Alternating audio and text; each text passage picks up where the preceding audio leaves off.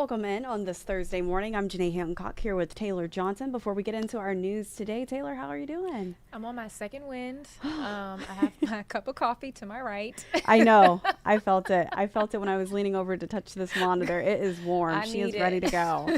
How are you, though? I'm doing well. It is at exactly 10:01. All right. We do have our 2-hour stream that we are now officially kicking off. And we do have some breaking news, Taylor, Yes, into our newsroom earlier this morning, actually. Former Kansas City Mayor Kay Barnes will be appointed the interim Jackson County executive. That's according to legislator Jalen Anderson. Now, Anderson took to Facebook to clear up who would fill the role. Anderson says that Barnes will serve as the temporary executive for up to 30 days. And during that time, the legislature will pick a new executive to finish Frank White's term. And we are expecting an official announcement. We just received the time on that, Taylor. We are expecting that at around 12:30. And as soon as they take it live, we will be sure to bring it to you live right here on KCTV5+. Yes, but as Jackson County is working to move on after voters removed County Executive Frank White from office, they want to know what's changing so the legislature can focus on what matters most. And that's the people that they serve. We're hearing from the community for the first time since the election, and KCTV5's Nathan Brennan, he joins us with what they had to say.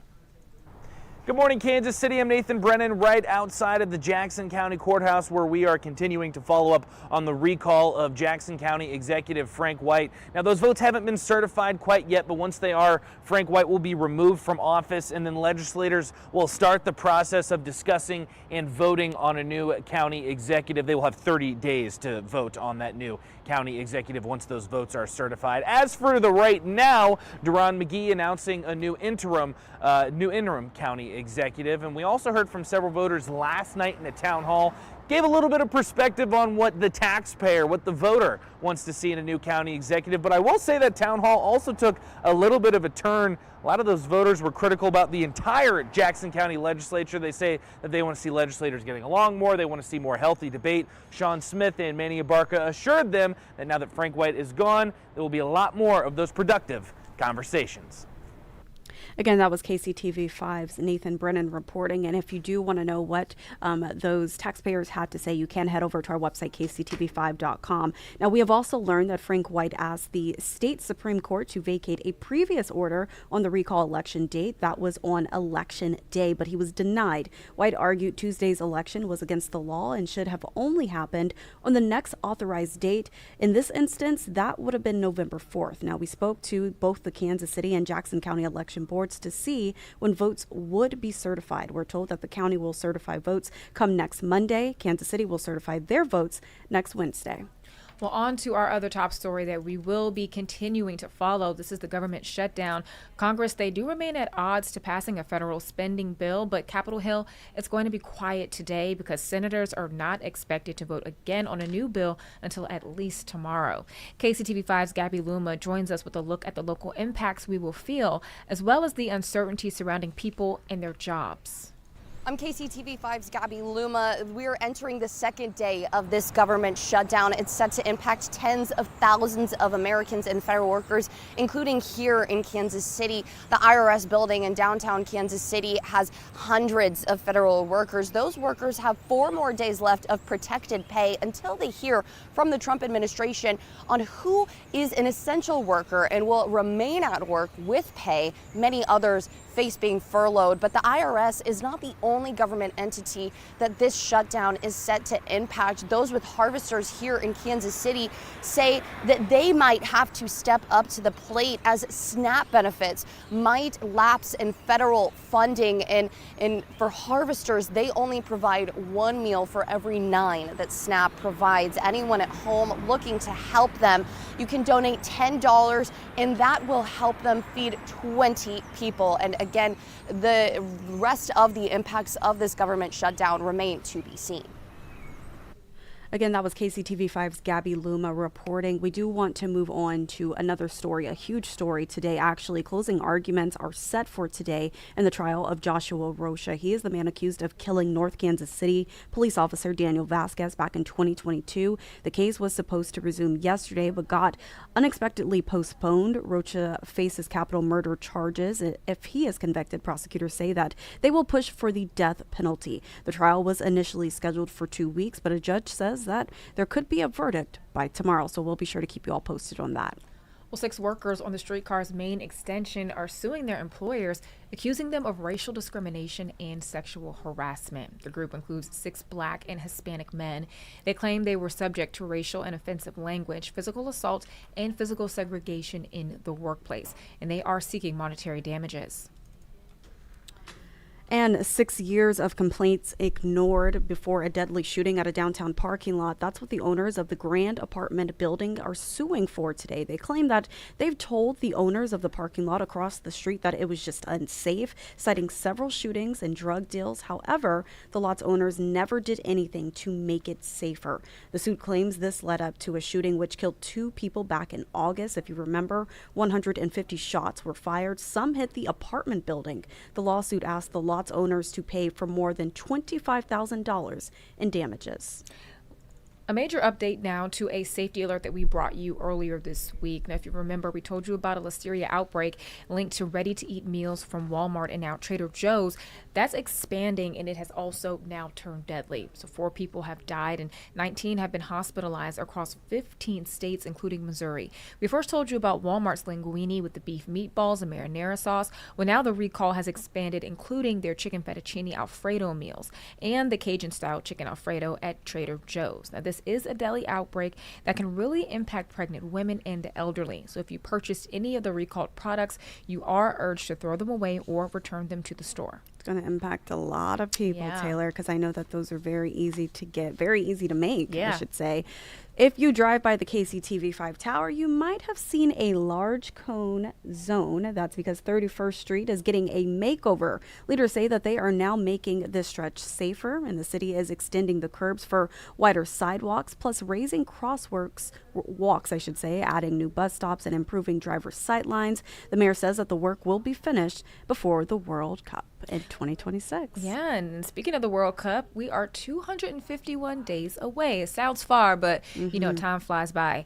Well, KC 2026, they've released a plan outlining how it will look to empower small businesses. So they put out a call asking businesses if they're ready for World Cup visitors. KCTV5's Morgan Rydell went to the River Market to see how some are trying to game plan. Farmhouse in the River Market can get pretty busy on a normal day. We're a total scratch kitchen, so it takes us a little bit longer. When the World Cup arrives next summer, We're going to have our hands full. I imagine I won't have any days off. that's Marty Ensline, the co-owner. They're in planning mode with suppliers. So we've already talked to some of them to where, can you deliver to me twice a week? Where that's our linen supply. Is how many napkins am I going to need? You know, how many additional forks and knives am I going to have to buy? Glasses, booze, you know, everything. But as a farm-to-table concept, this also means working with local farmers. They have their own limits when it comes to growing. So now I'm going to have to talk to the farmers and say, how much more can you grow? And if they can only grow, I mean, their farms are only so big and they only have so many people working. I don't think we can do enough true farm to table with the volume that, you know, we think we might get out of it. No one's ever seen this before, right? It is the largest sporting competition in the world. This will be the largest version of it. Just this week, KC 2026 put out this call for businesses to fill out a survey to gauge their readiness for the World Cup. We've had thousands of businesses who have signed up, and they are from across the region. It's a process Ensign says he looks forward to being a part of as he tries to figure out exactly what he's planning for. And there's just all these unknowns. I like this idea of these, like you brought up, like people getting together talking about it, because how do you prepare for something like this? Morgan Rydell, KCTV5 News.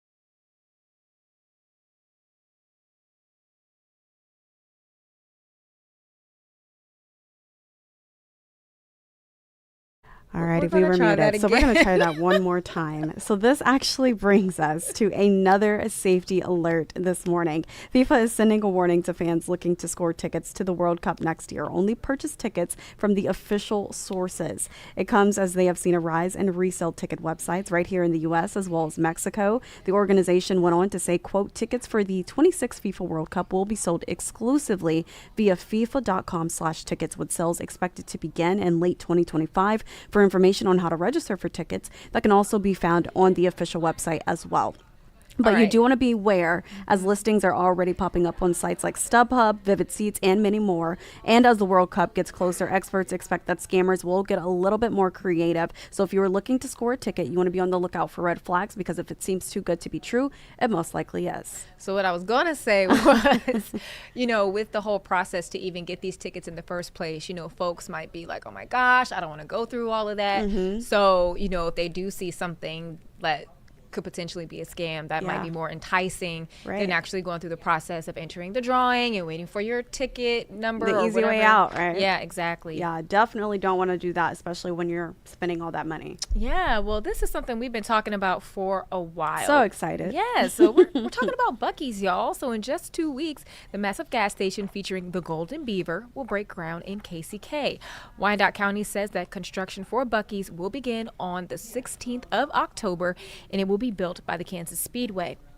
So the renderings shows that it'll be 74,000 square feet with 120 gas pumps and a dozen electric chargers, and the $95 million project is expected to open in 2027. Now, 120 gas pumps should be great, because I hate when I go to the gas station and there's like no pump available. And you're driving around, you just keep going and keep going. And I have to add on, they have the nicest bathrooms. So, okay, we love a good bathroom. yes. So if you ever go to Buc-ee's, if you go to this location, I know a lot of people are very excited about it. Yeah. Alrighty, so moving on to something that's also very exciting, a tradition right here in the Metro. 150 artists have been picked to create designs that you will see around Kansas City in the Parade of Hearts. The organization revealed the news to the artists themselves at the Kauffman Foundation. The 2026 installment marks the largest artist group yet, with the hopes of reflecting the entire city's diversity and creativity.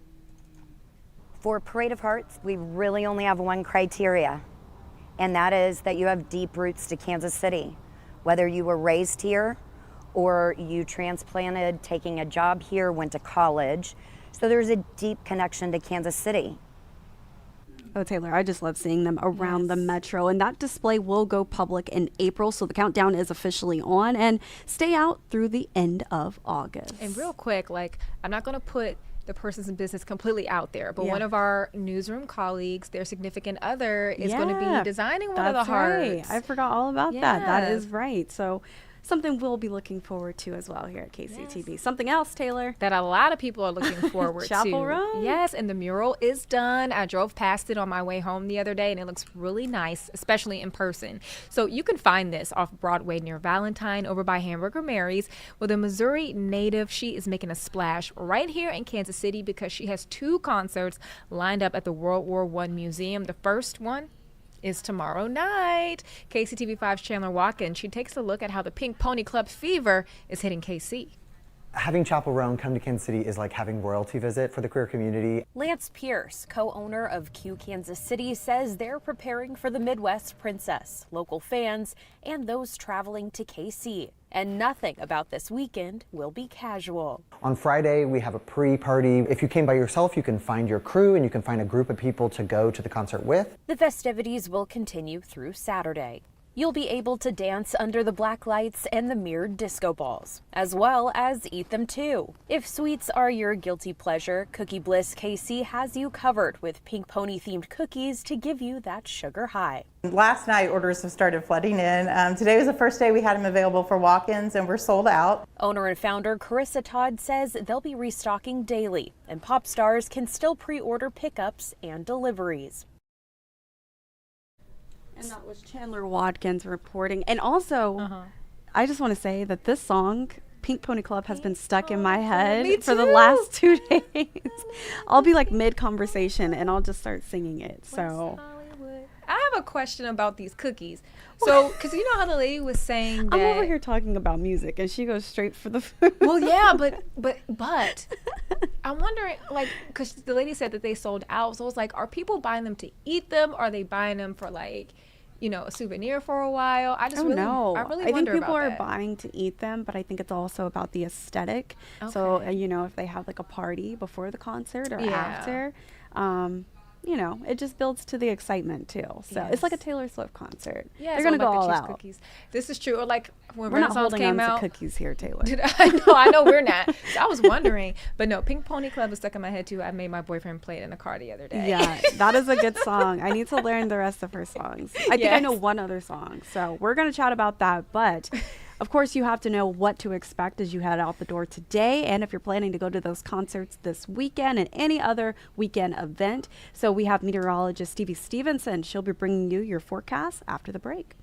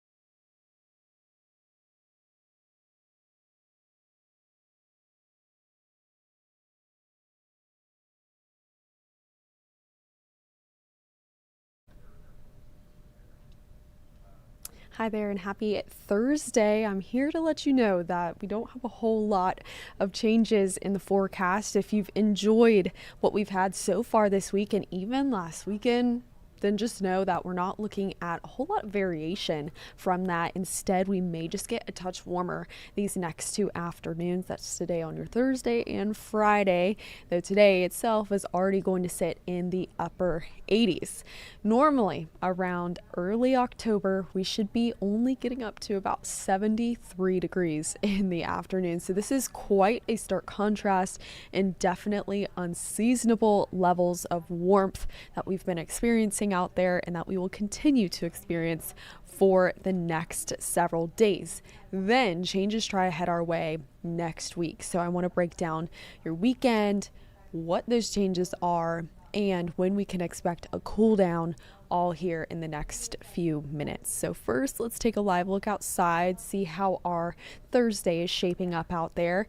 Blue skies, barely any clouds. It's a little hazy out there though. We had that yesterday. Air quality is not at its greatest today. So if you are part of a more sensitive respiratory group, definitely keep that in mind. Just take frequent breaks from the outdoors, or if you feel your airways getting irritated, just try and stay inside as much as possible. But this weather pattern that we have with high pressure, which essentially just means drier, calmer conditions that have an effect on our atmosphere, can really trap in a lot of pollutants, and especially because we haven't had rain in now over a week, those issues are really starting to compound on each other. So just know that these temperatures, that sunshine and this warm air, it has more impact than just what we see on the numbers and on the screen there. So just keep that in mind as you navigate through the rest of your Thursday. Again, you can see many of us already getting into the 70s so far this morning. Here's where we look to go through the afternoon, and it's just to more warm temperatures. Again, this is really more of the same, not really going to shake up this forecast a whole lot until next week. So today you can expect those temperatures to climb through the 80s after lunchtime, and then hang around there up until dinner time, after which we'll then finally pull in temperatures back down into the 70s, make for another comfortable evening. So that's a positive thing that's staying consistent with this forecast, is that our evenings will continue to stay nice. Today, forecast highs around the area and in your neighborhood, this is what you can expect. Mid to upper 80s for all of us. Some might even creep closer to 89 degrees today. That would be slightly warmer than what we're expecting here in Kansas City. But overall, if you traveled all the way from Bethany down to Garnett, you're not going to notice a huge change in those temperatures, only the matter of a couple of degrees out there, and all of us unseasonably warm for this time of year. That means that we are going to continue to find that into the weekend, because we're not looking at a huge change in our weather pattern before then. But then afterwards is when we'll try to shake up some things in the atmosphere, bring a couple of different changes our way. Now, what's going to drive those changes, which will eventually turn into cooler temperatures, is going to be a couple different cool fronts. So check out how on Friday we build towards 90 degrees for that afternoon high. Now, surprisingly enough, that is not record breaking. Our record for October 3rd is actually 95. So not record breaking, but still extremely warm, and at that point borderline hot out there. Then as we go into your weekend, we'll scale back those temperatures slightly. We'll have gustier winds to deal with, which I'll show you here in your weekend forecast, before we then bring in significantly cooler temperatures. But still, that only gets us about back to where we should be for this time of year by the time we get to your Wednesday. So we'll take it for sure, but know that we're not talking this huge, massive cold front swinging through that's going to plummet temperatures. It's just a bit of a factory reset on our weather pattern, which I personally think we desperately need and deserve. Let's go back to today on your Thursday, and what I want you to know is that just because these temperatures are warm doesn't mean that you have to stay inside all day. Instead, it's going to still be warm but decently nice around lunchtime if you have lunch plans or just want to get out of the office for a bit. Still going to be in the low 80s. Keep that in mind. Plenty of sunshine, but from then we're going to warm up. The heart of the afternoon will of course be the warmest, 2, 3, 4, 5 p.m. But then once we get that sun to set, we are then going to get on with a nicer rest of your evening out there. Still some sunshine as we cross into that 7 o'clock hour, even though our sunsets are now just a couple minutes before that. And then afterwards, our temperatures will finally start to drop off into the low 80s and eventually the 70s through the rest of your evening. So if you want to enjoy your evening and get outside, go for it. We're not looking at any rain chances that are going to slow you down, but it will just be a little warmer a little later since we're bringing those afternoon temperatures up a notch. And then check out your weekend forecast. Friday, we bring in a 90-degree afternoon, plenty of sunshine yet again. Saturday, we'll start to bring in more cloud cover and very breezy winds out there. Same exact story for your Sunday, just a couple degrees cooler. Those winds will try to help us out and move that air around in the afternoon so it doesn't feel so stagnant. Instead, it will be a bit more manageable on top of those temperatures just flat out being cooler. So let's look at those gusty winds, what we can expect on your Saturday and Sunday.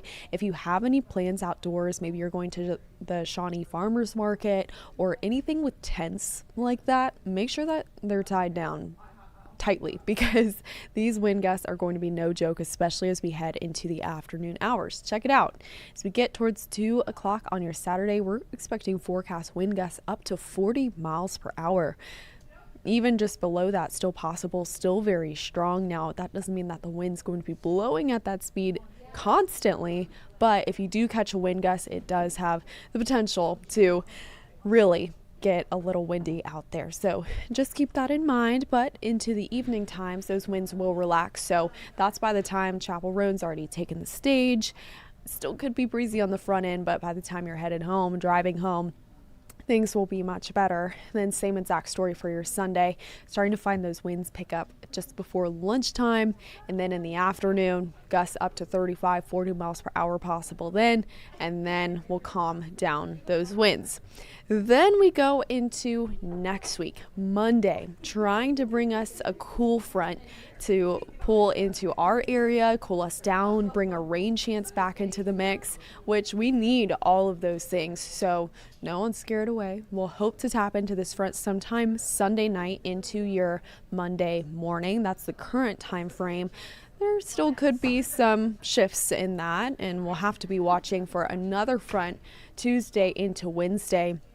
But that Monday front will bring us the first rain chance in at that point over a week. Check it out. So that comes in at a 30% on your Monday. Not overwhelmingly high, but still there. Still definitely a change. We really need the rain, and we're finally finding some signals of it. So we just want to get you that heads up. Same thing on your Wednesday, 30% chance of rain there. Still more likely than not that most stay dry, but could find some rain that we really need, and I think all of us really want as well. Then after that, we're hoping to keep those temperatures a bit cooler by that point. That's when we'll finally get this taste of fall that we desperately want. That's what brings us that cool down that's finally in sight toward the end of our Security Bank 7-day forecast. So again, no one's scared away. We really need that cool down. We want to take advantage of it while we have the chance for it and have the signals for it before we then get into the rest of the fall season.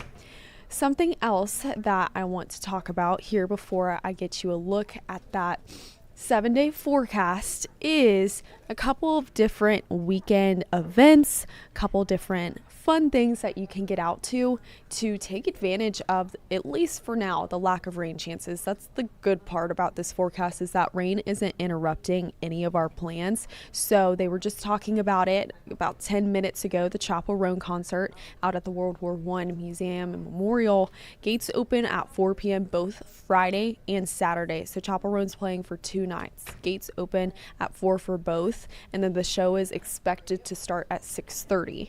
Friday looks to be a touch warmer, but really the more so reason that you'll notice that if you're outside at some point both nights is because Saturday is going to be breezier. That's going to make those temperatures feel not as oppressive. Saturday though, that means that you have to deal with breezy winds, maybe a ponytail, maybe a hat, something like that. But if you're wearing a cowboy hat, which I know a lot of y'all will be to Chapel Roan, you have to, then make sure that that little string under your chin is tight because it could fly off of you. Also, just know that for any of those weekend events, we're not talking rain, but we are talking warm temperatures. I really want you to make sure that you're taking care of yourself, taking care of your loved ones as we kind of brave this seemingly third stretch of summer-like days, even now that we are in officially the month of October that kicked off just yesterday. Still having to brave maybe a 90-degree day. We should have been done with those mid-September, but we are not. Be prepared. Take care of yourself, take care of your loved ones, take care of your pets and your neighbors too, until we can finally get towards next week when we start to bring in that more likely cool down, that more likely chance of rain, hopefully trying to return temperatures to their rightful place in the 70s by Monday. Tuesday and Wednesday, though, looking even cooler than that. So lots to look forward to forecast-wise and weekend-wise, too. We'll be monitoring that weekend forecast for you, of course, but no, it'll be a warm one. It will be sunny there, too, so might want some sunscreen if you plan on spending time outside. That is all from me. So Janae, Hancock, and Taylor Johnson will be right back with you here in a minute.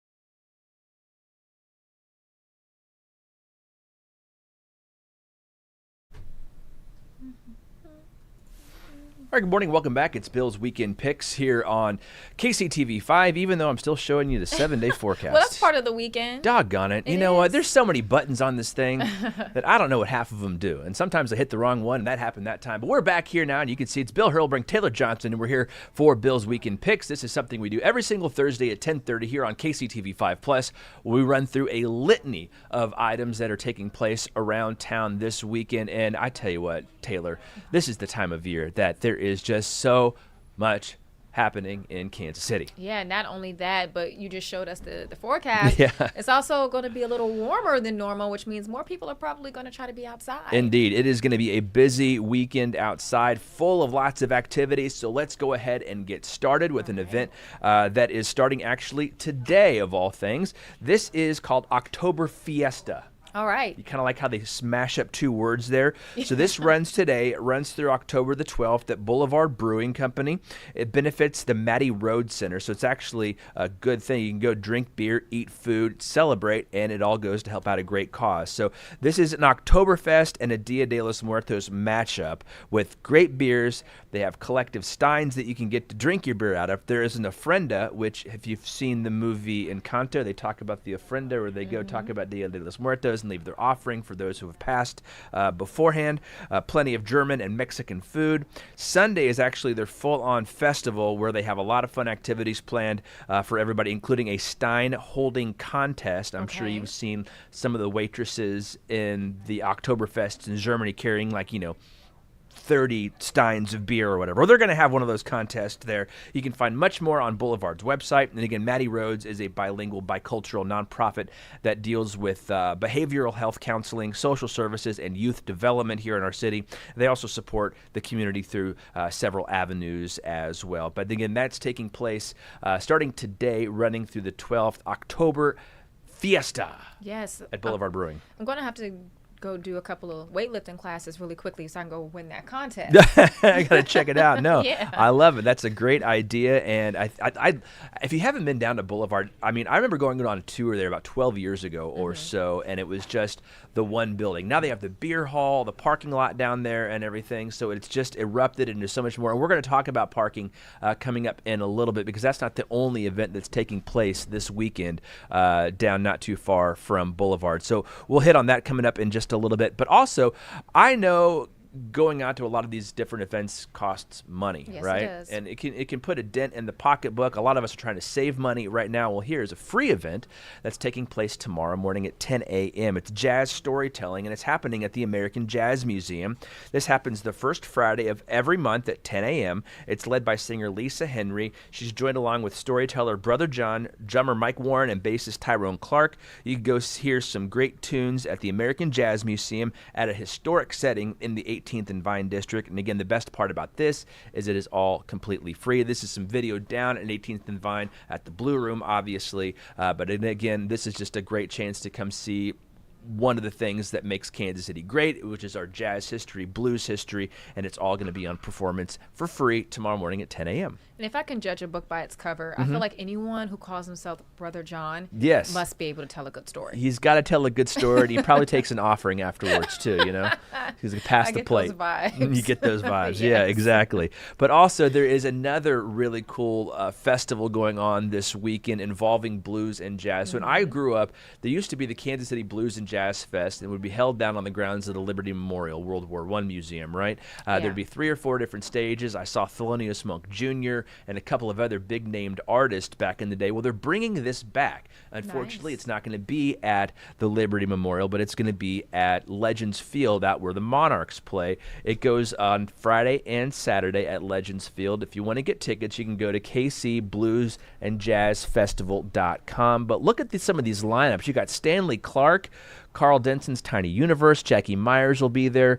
Brody Buster is a kid that grew up here playing harmonica and made a big name for himself playing the blues. He's kind of coming back after he went through kind of a tough stretch, I think. So he'll be there both Friday and Saturday. Excuse me, this is tomorrow and Saturday, not Saturday and Sunday. I think I misspoke earlier. But either way, Kansas City, or KCBluesandJazzFestival.com, and you can get tickets to that. Again, that is out at Legends Field coming up on Friday and Saturday. But again, just a cool piece of Kansas City history that will be back in play this weekend that you can go see. I think tickets are starting at about $35. But again, think about what $35 gets you. It gets you admission, you get in there, and you have several different acts you get to see. It's not just for one show. Yeah, and although it's a different venue, I think Legends Field is an awesome place. I've gone to Tacos Tequila there a couple of times, and I mean, it's expansive. So yeah, and I'm sure they're gonna have multiple stages set up and everything too. Yeah. And with the field now being turf, it makes it a little bit easier, because I know a lot of people were having to run out there on the grass outfield, and it was a little bit rough. So a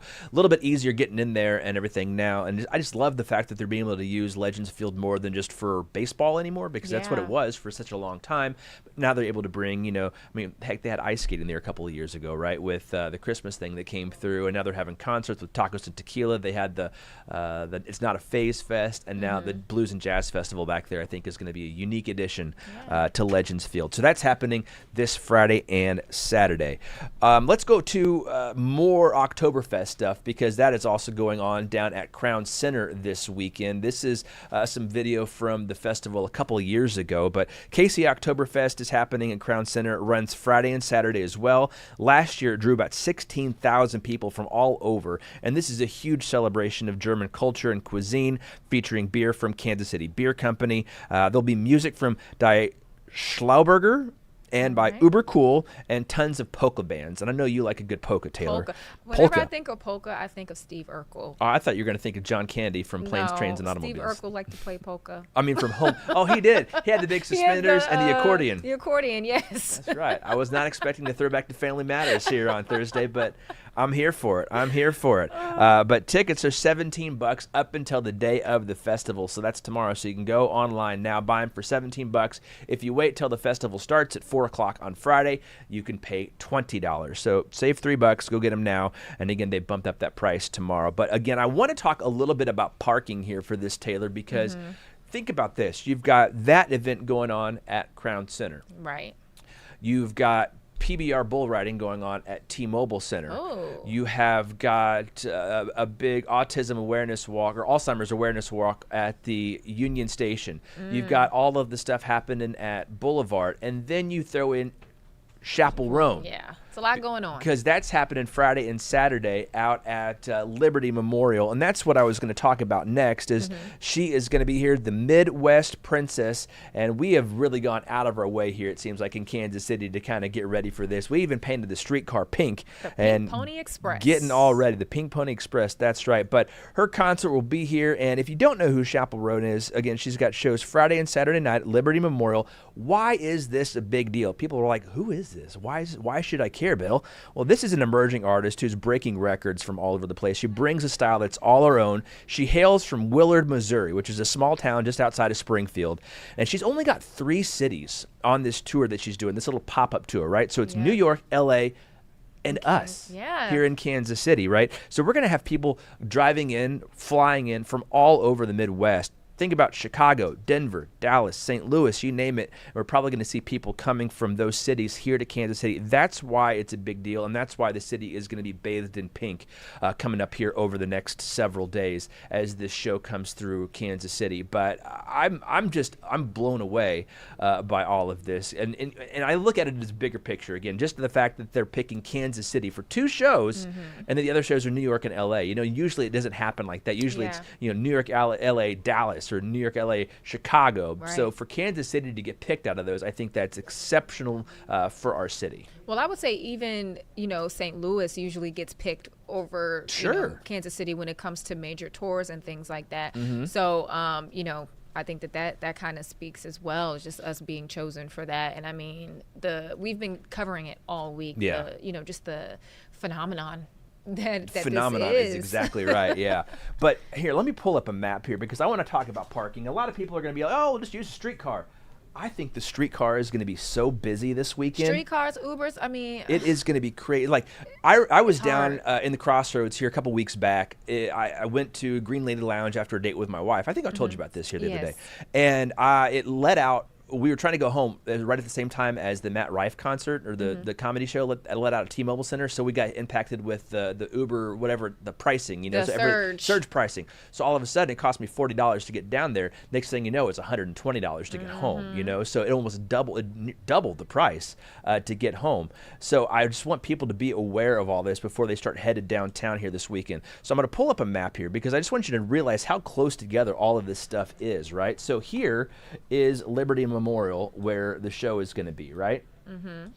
So this is Liberty Memorial. Right down here from Union Station is the KC Wheel, and right down here is where Boulevard is. So you're going to have a lot of people parking down here on the hill that are going to walk up here to get to see Chapel Roan. So when you think about parking, I think the Crossroads would be a great place. I think anywhere east of Liberty Memorial and even down into the west side might be the best place. Just get ready to walk a little bit because I think downtown, I think Crossroads, I think south of Liberty Memorial onto Broadway and Main Street is just going to be extremely busy here over the next 72 hours here in Kansas City. It's just going to be exceptionally busy. It's going to be hard to get around town and it's going to be hard to find a place to park. And it might be worth it just to go ahead and start your day early. Maybe not necessarily get to the concert area early. Yeah. But, you know, plan a lunch, plan an activity, something that's like close in the vicinity so that you can already be parked somewhere and you don't have to really fight later on in the day.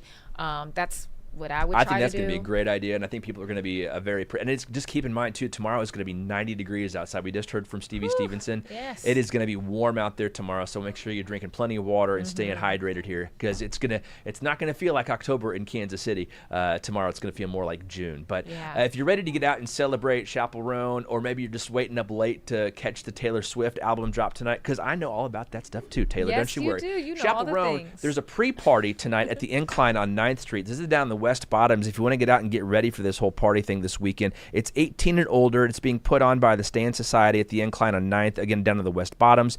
You can find more information on their website on the inclineon9th.com.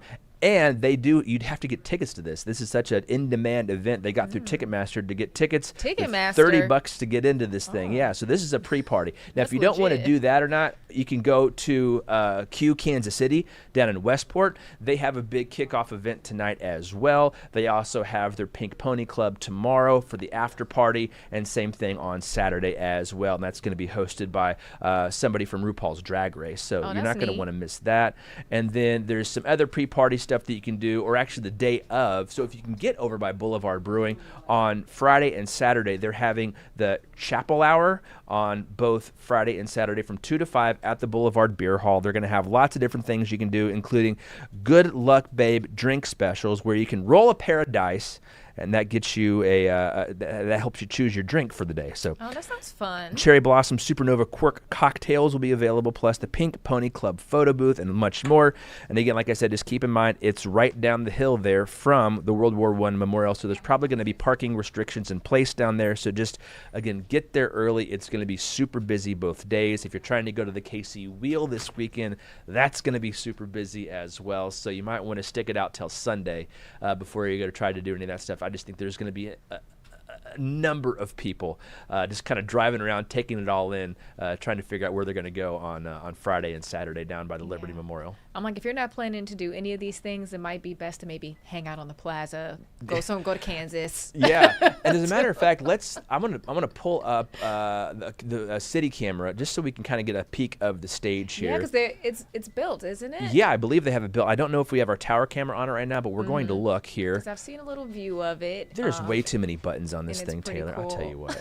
Here, let's go see if this is it. It's keeping you on your toes. It is definitely keeping me on our toes here. Keeping you young and fresh. So while you're looking for that, your daughter, because I know you have a young daughter, is she excited about Taylor Swift or Chaperone at all? They are excited about Taylor Swift. They bought the tickets to go to the movie, whatever it is here when it comes out, like in a couple weeks or next weekend or whatever. So yeah, the album comes out tonight, and they're going to go catch out the theater thing. So if you look here in the bottom left-hand corner, you can see the Liberty Memorial. You can see the stage setup. It's a little bit different. So when I'm going old school you here. see the Oh, you see the wasp there? Yeah. Hopefully those go away. Well, when I was a kid growing up in Kansas City, they would always go to like Spirit Fest and Rock Fest down, and they'd always have the stage in front of the Liberty Memorial, like where it is for the 4th of July now for that event. So they've kind of moved it over to that east side of the memorial. So again, that's going to be where the stage is. You can kind of see it set up, but it's big and covered. It looks like a big festival stage, you know? That's So what it looks like for sure. expecting a big show from her again tomorrow and Saturday. So, but again, that's kind of one of the big deal that's going on this weekend. You know, we're going to see the Chiefs. Normally we'd be talking about the Chiefs here, you know, for this little segment, but they're Like not playing until Monday Night Football right now, you know, so they've kind of like bumped things down the road an extra day. So, but that again is kind of some of the things that are going to bide my attention here this weekend. So if I missed your event, by all means, go to KCTV5.com and let me know. I'd love to talk about what you guys are doing over the weekend, and let me know if I was a big swing and a miss on any big event that I missed around town. But man, it's just going to be busy here, Taylor. And we didn't even get into like the pumpkin patches that are going doing fall festivals this weekend. There's homecoming parades. There's homecoming events. You know, there's just other different festivals going on around town too. So if you want to go out and get yourself some apple cider, there's like Lewisburg Cider Mill that I'm sure you can hit up. Plenty of pumpkin patches if you want to go get your pumpkins already and get those ready for Halloween. So it's just so much happening around town. It's such a fun time of year. Again, it's just going to be hot this year. It's normally you have to bundle up in a hoodie or something. You're going to be able to be fine in shorts and a t-shirt. Yeah, I feel like to get through everything would be like a newscast of its own. Just about, yes. we don't have enough time to run through all the different events. But again, that's going to do it for Bill's Weekend Picks here for today. Again, I'd love to hear about what you're doing around town. Let me know. Go to KCTV5.com. Find my page there. Drop me a line on email, social media, smoke signals, whatever. And we can talk about it here on Bill's Weekend Picks, which is, again, a little segment we do here on KCTV5 Plus every Thursday at 10:30. So now I'm going to go get ready for the noon newscast. I hope to see you there over on KCTV5. I'll leave you in the capable hands here of Taylor Johnson and Janae Hancock. Thank you very much. And have a wonderful rest of your Thursday, and hopefully have a big planned weekend ahead of you. Take care.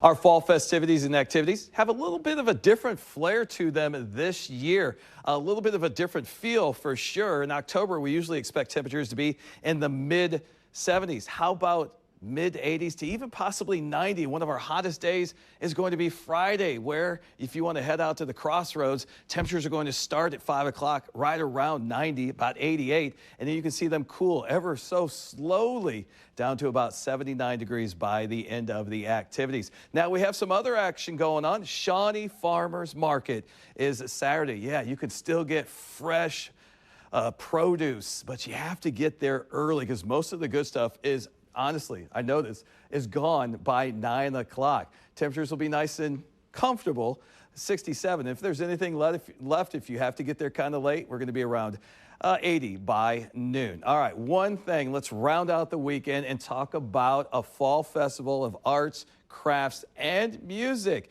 And it's near Lee Summit. Specifically, what we're looking at is over just north of Lee Summit in an area called Missouri Town Living History Museum. It's at that history museum, and they're doing their 49th annual Fall Festival. And look at this, it starts at 10 o'clock. That's when it's going to be most comfortable, 73. By noon, it's going to be 80, but prepare for warm temperatures. Maybe not as hot as Friday, but we're still looking at some mid-80s. So a ton of fun activities this first fall weekend of October. It's just not going to feel like it.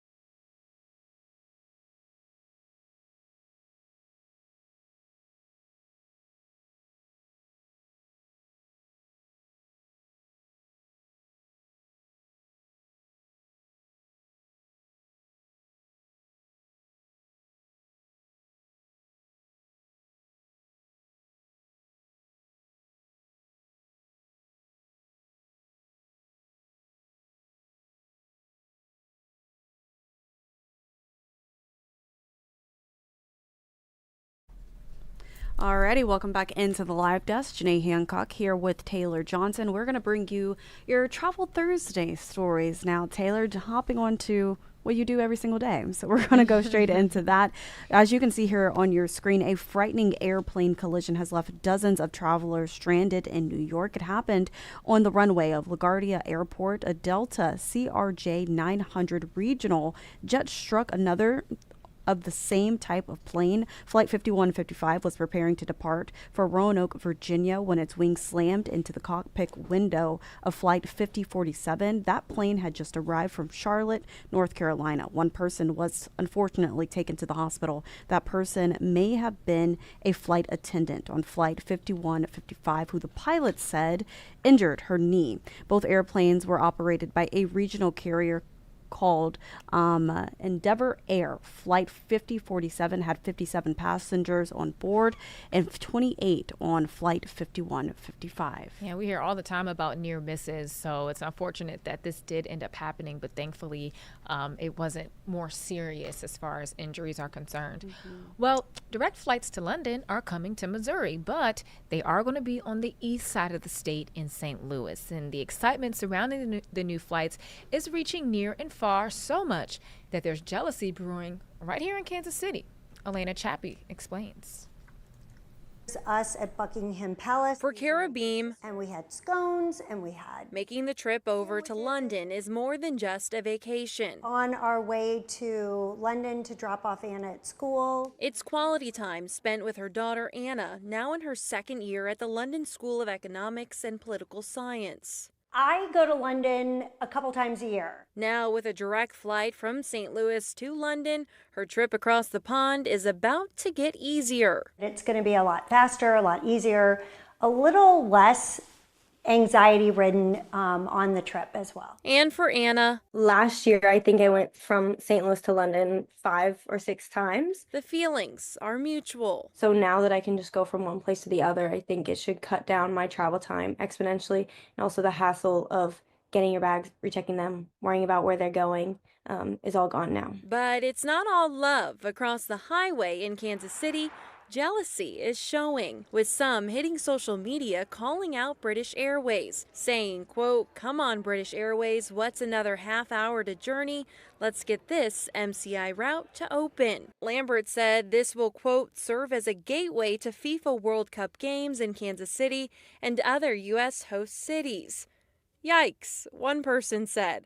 But for the Beam family, you can go to sleep on the plane once you get on there here in St. Louis. I looked it up. It's at 10 o'clock at night, and wake up the next day and you're in London. This turns flying dreams into reality. In St. Louis, Elena Chappie, First Alert 4.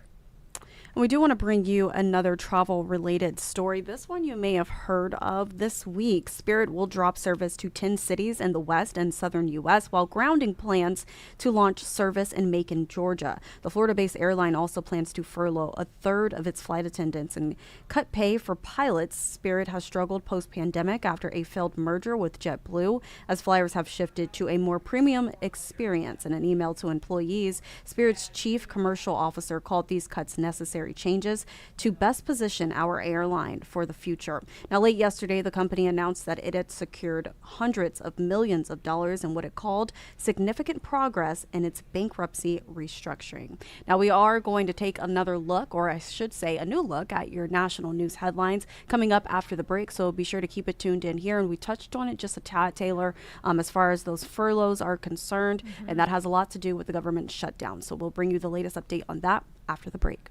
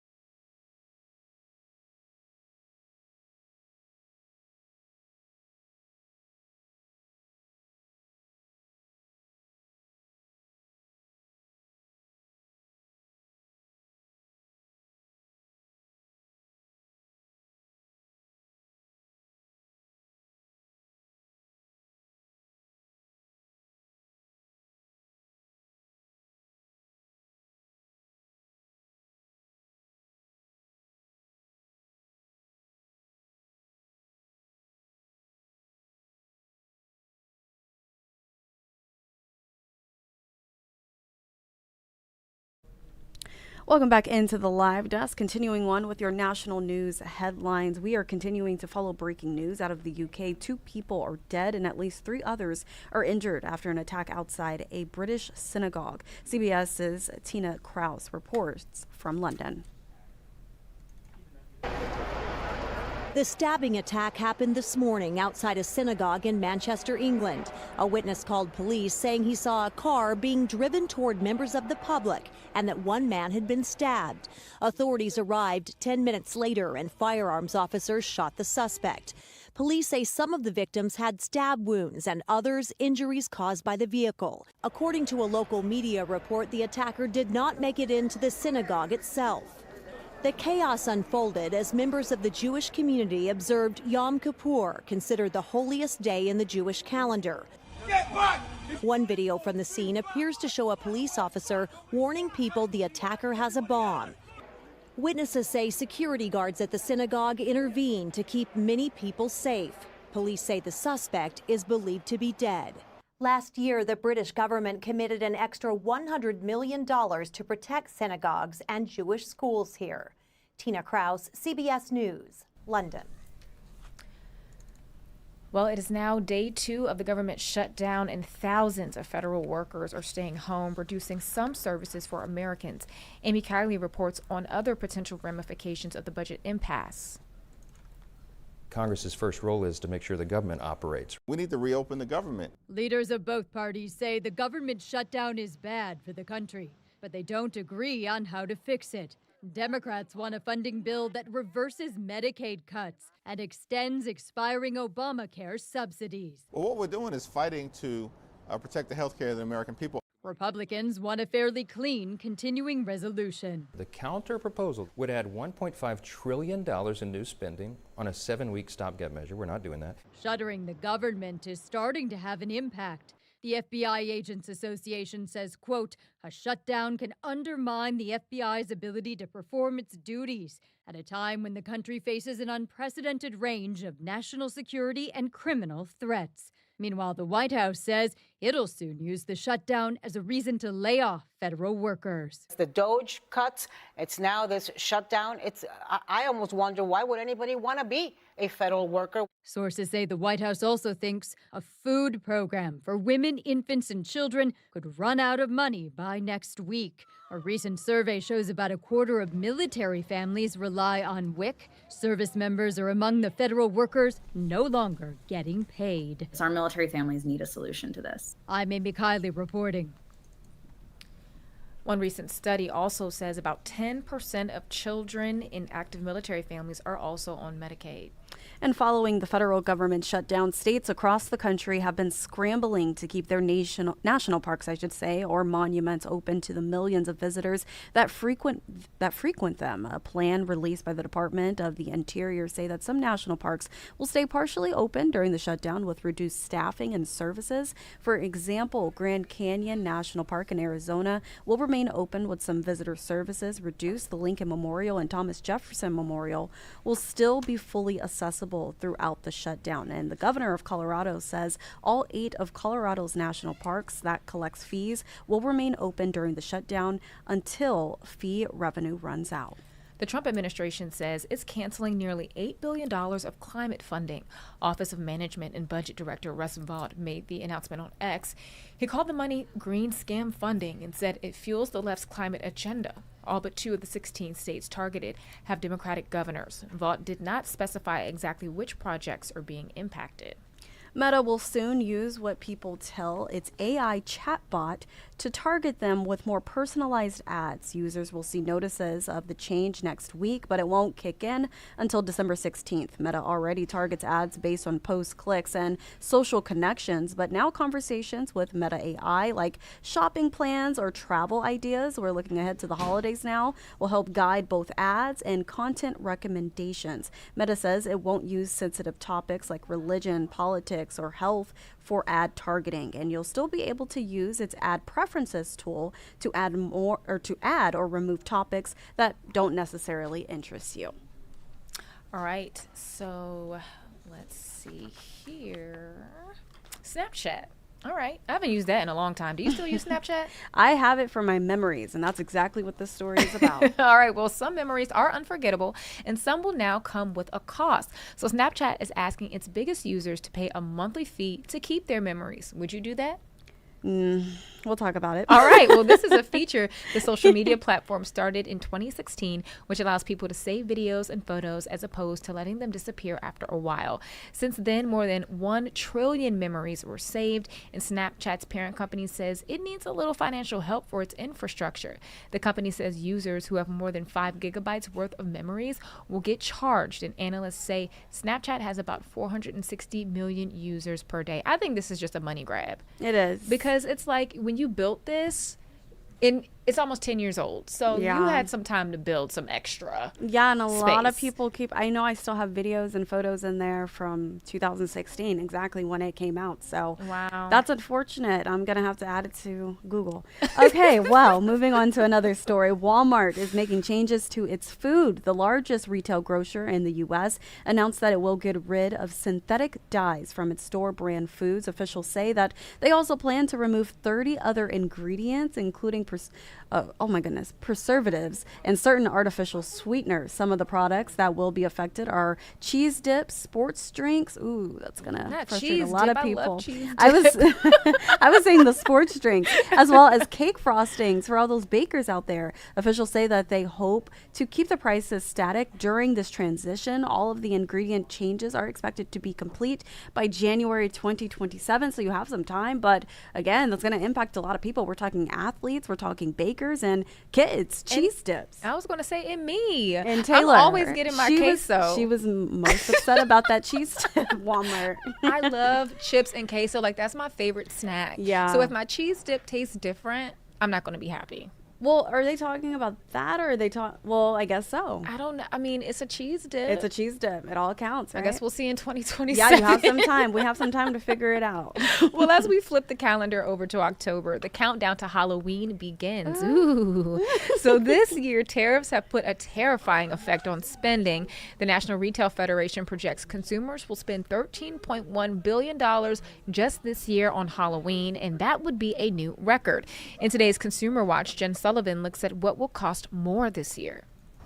It's October, and that means rolling out the pumpkins, ghosts, and goblins. But the most frightful thing about Halloween this year may just be the prices as shoppers feel the impact of tariffs and inflation. Tariffs this year are on people's minds. Catherine Cullen with the National Retail Federation says they saw people start shopping in September or earlier for Halloween because they're worried items will cost more, so they're spreading out their purchases. Many of those costs haven't yet been passed on to consumers. It is impacting certain goods differently.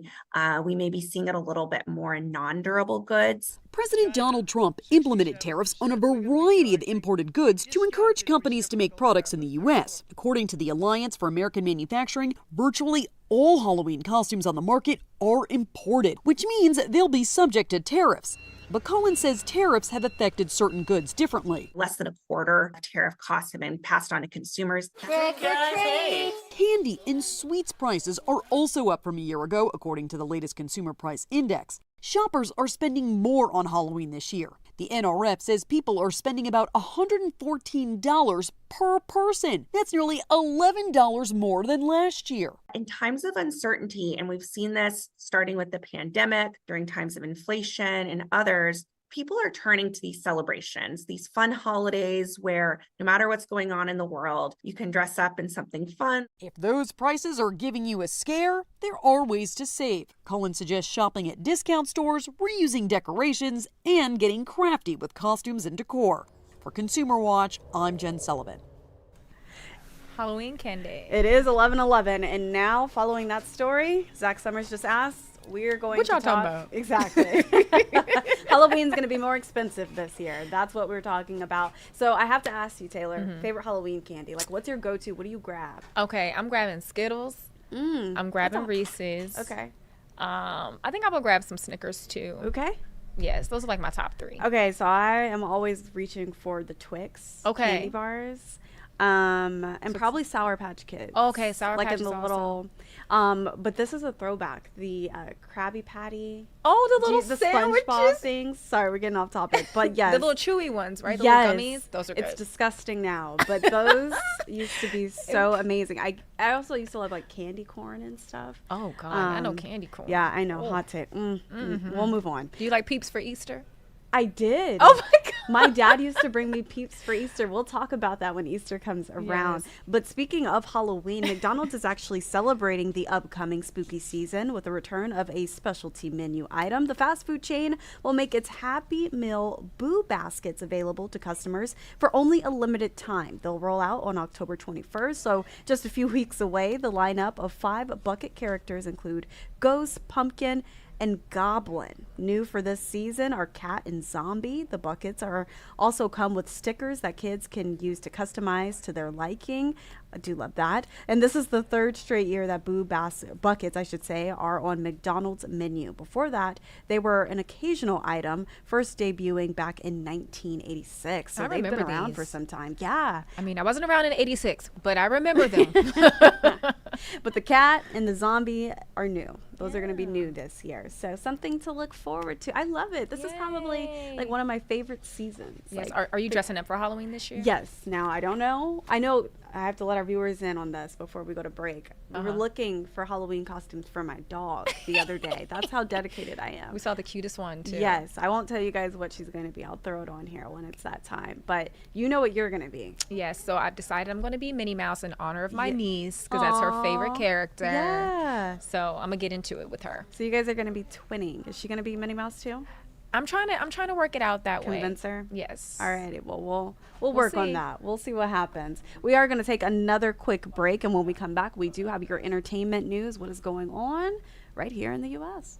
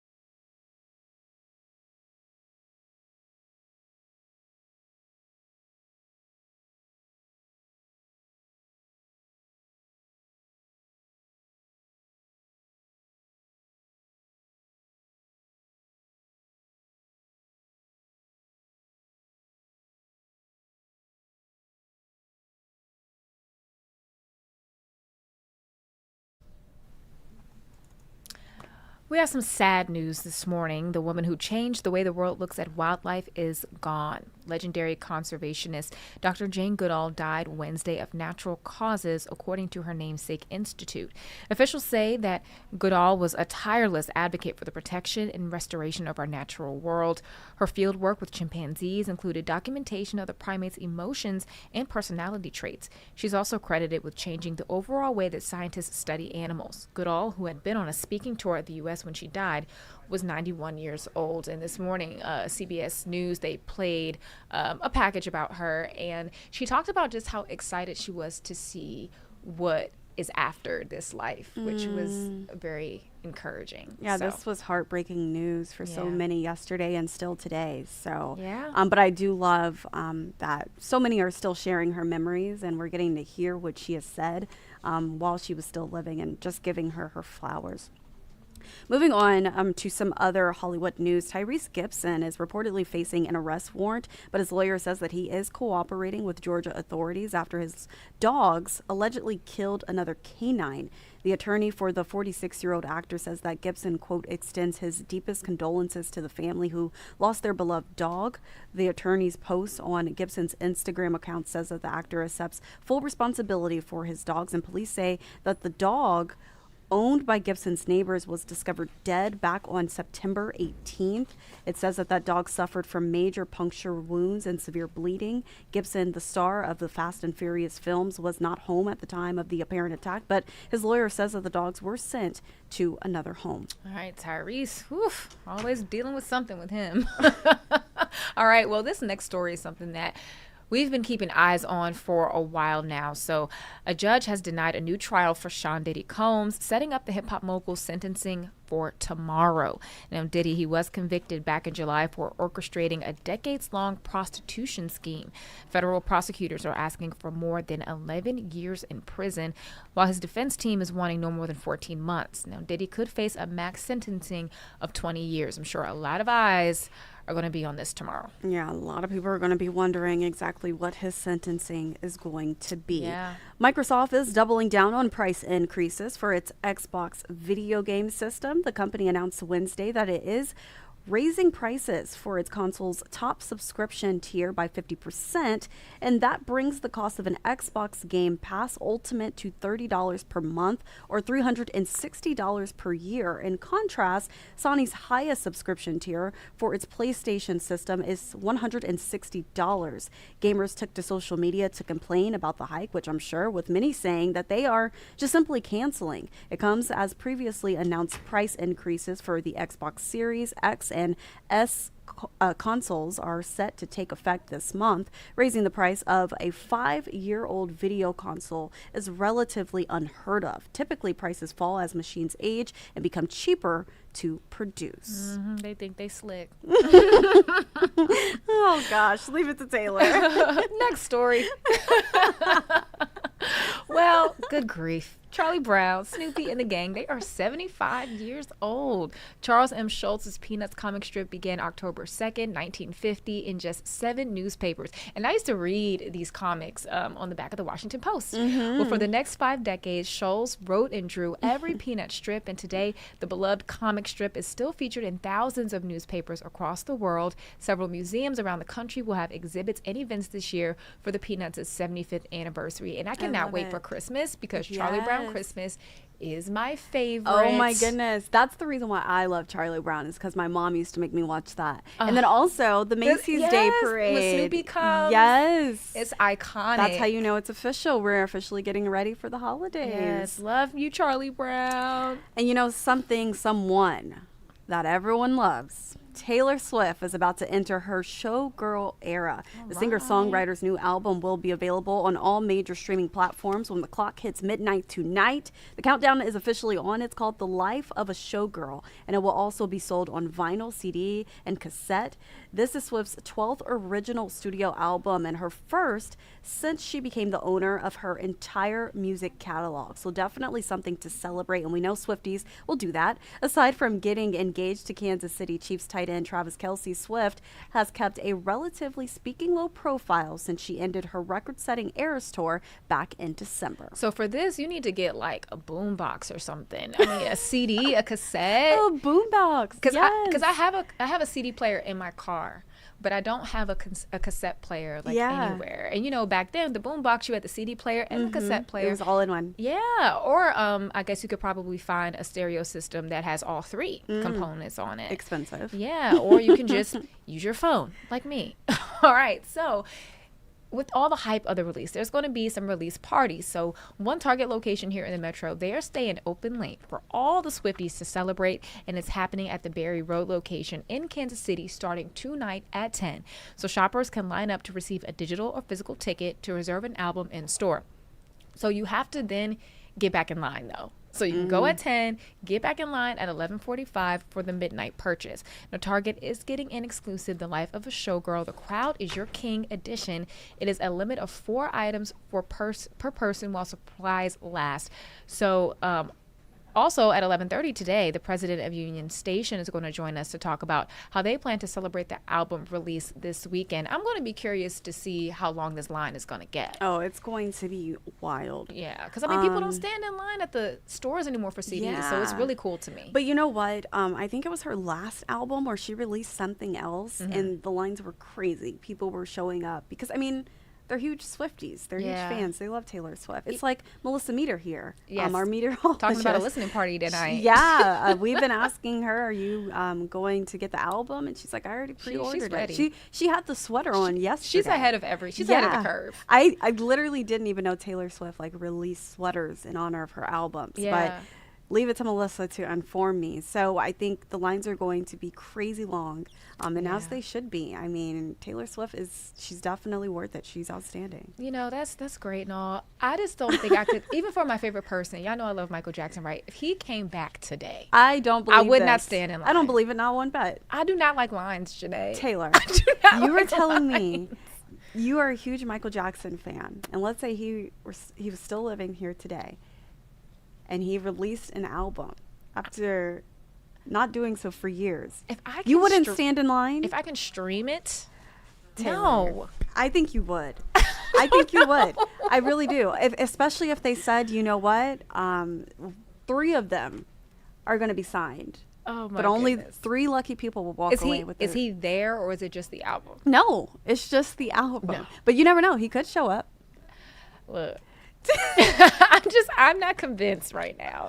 She's You might not be going. right. She's not going. You might be right because it's never going to happen. But hypothetically speaking, even if it was like Beyonce, I was going to say, we need to ask Zach Summers this question. Would he go? And stand in line. I feel like I think it would be a no from him too. Do you think so? Let's we're gonna ask him. Yeah, we're update. gonna get with Zach. But I feel like if I was a diehard fan of an artist, I would go. I would go. Would you go? Like, would you try to get there like mad early, like hours in advance? No. Okay. Just because I feel that if it's meant to be, it'll be there later. But that's just me. Right. But I know that there are huge Swifties. And that's how I feel too. That's why I'm like, I'm not gonna stand in line because it'll be there tomorrow. It'll be here tomorrow. So okay. Yes, I can see your point. Yes. Now we're on the same page. Well, again, we will be sitting down with the president and CEO of Union Station because Taylor, as we know, they go out every single time there's a huge event, but especially when it has to do with Travis Kelce or Taylor Swift now. And so ahead of her album release and her movie going into theaters, talking about her album, they're going to tell us a little bit more about how they're going to make it special for Kansas City, and that is coming up after the break. But we do want to take a look at today's Hollywood Minute. This guy is the best he has ever seen. Do you hate each other when you fight? Absolutely not. Dwayne Johnson is MMA legend Mark Kerr in The Smashing Machine. Winning is the best feeling there is. It's 40,000 people and they're cheering you on. Everybody works for the win. Nobody likes to lose, but it's probably in how we deal with a loss that can shape and form our DNA and you know how the kind of human being we become. When he's distant, it's hard. I'm sacrificing everything. We would just sit and talk and share our souls and really share all of the things that we've regretted in relationships too, all the things we wish we hadn't said or done. And I think we all got very vulnerable with each other, and Mark and Dawn certainly got very vulnerable with us and revealed a lot for us to absorb and then put onto the screen. I know that you've been questioning whether I am the fighter that you thought that I was. One of my biggest regrets in life is the answer to that question. I wasn't. What's so awesome, like in the truest sense of the word, is seeing him kind of come to terms and become comfortable with who he is. You know, that's what the movie's about. Is like understanding and seeing someone become comfortable with themselves. What happens next? It's simple. Am I going to hurt him before he hurts me? As Benny says, Mark Kerr lived his life so we all can feel it. So it was a real honor for me to play Mark, to become Mark. In Hollywood, I'm David Daniel. All right, so we do have a breaking update for you. We have heard from our Gabby Luma, who is reporting today on the Rocha trial, that a verdict is in. We're still waiting to find out exactly what it's going to be, but he is the man accused of killing North Kansas City officer Daniel Vasquez in 2022. And the case was supposed to resume yesterday, but got unexpectedly postponed to today. So again, we do know that a verdict is in when it comes to the trial of Joshua Rocha. As soon as we get that update, we will bring it to you.